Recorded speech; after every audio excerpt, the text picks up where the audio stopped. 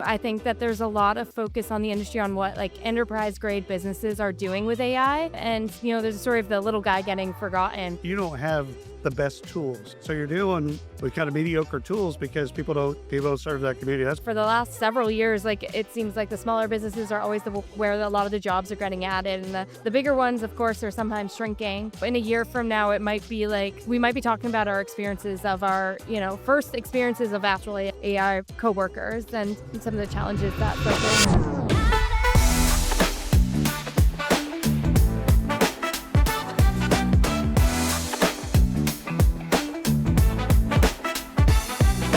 a number of HR clients and things like that. And you've been in the game for a while.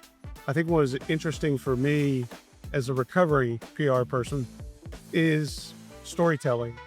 Like y'all know storytelling and messaging are better than most people out there. So what's been your experience, especially in HR storytelling?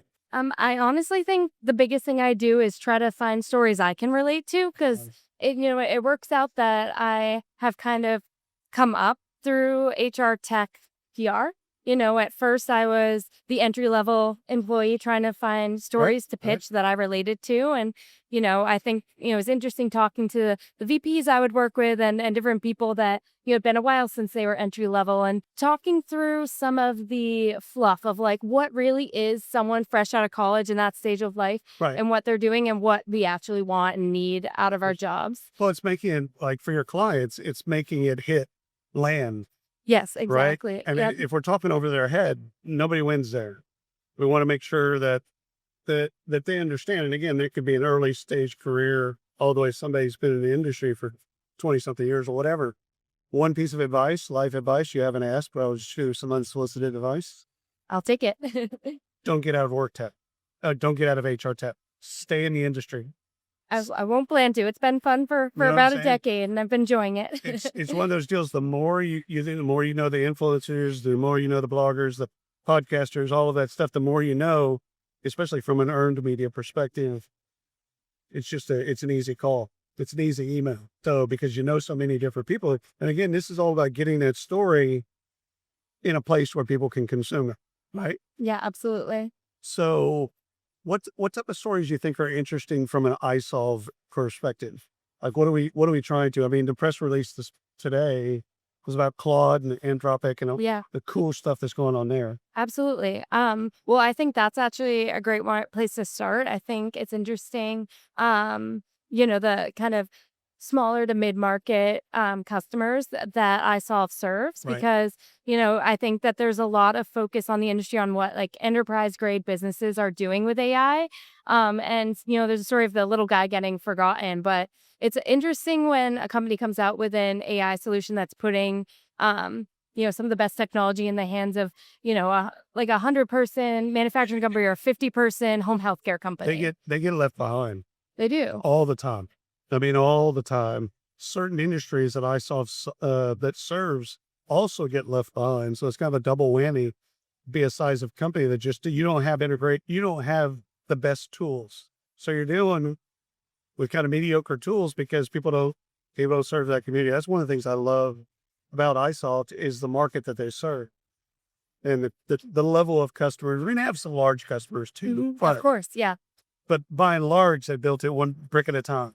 Yeah, absolutely. And I think it's interesting. It's, a very important part of the workforce because it's the biggest part of the workforce. Like, It's a triangle. 100%. Like I'm always stalking the Bureau of Labor Statistics jobs report every month, like thinking of stories, way to make it relate to my clients. And for the last several years, like it seems like the smaller businesses are always where a lot of the jobs are getting added. And the bigger ones, of course, are sometimes shrinking.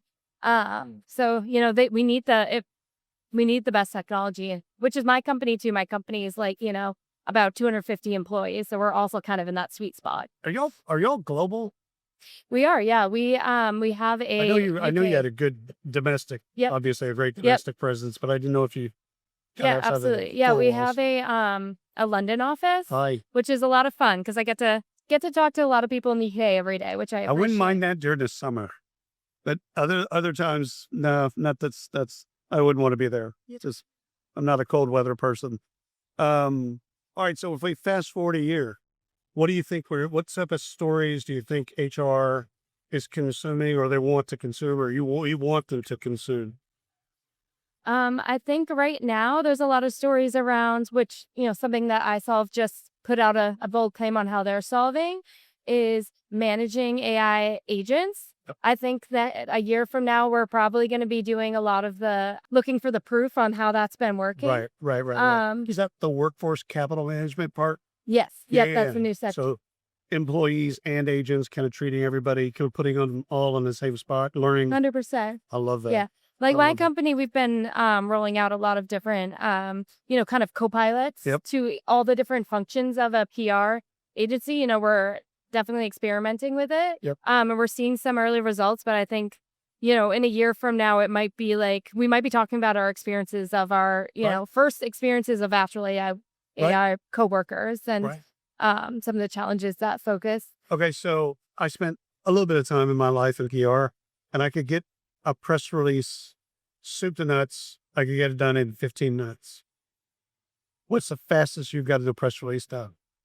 I am a little slower than you. I think I tend to spin my wheels. I love a synonym. I love a synonym. I always think I can do it better. I think 30 minutes was Okay. probably, but That's- 15 is good. Maybe that's my new challenge. Oh yeah. Maybe my plane ride home, I'll try to write 5 of them. I would actually just set a timer and just go. What's the Yeah. bit? And just go write the quotes. And then the approval process is a completely different thing. Yep. However, I could write it 15 minutes. That's awesome. Yeah. I think the timer is when the only way I can kind of get out of the synonym. 100%. 100%. Because if you don't, can you work on it for 30 minutes or could you work on it for an hour? Could you work Yeah. on it 2 days? 100%. Yes. Especially because other people are going to want to say something slightly different. Everyone wants to get their voice in. So I used to call it fingerprints. So Yeah. the client wants to put their fingerprints on stuff. And also internally. So internally, especially when I was at Ogilvy, 9 levels up, everyone wants to put their fingerprints on it. I'm like, yeah, so this is just a game of me banging this out. Yep. Okay, I Yeah. can do that. I can play this game. I love that y'all rep iSolve. I absolutely love that y'all rep because it's a good match for y'all, for your firm. Yeah, And absolutely. it's a good match for them. So thank you for coming on the podcast. Carving out some time, schooling us.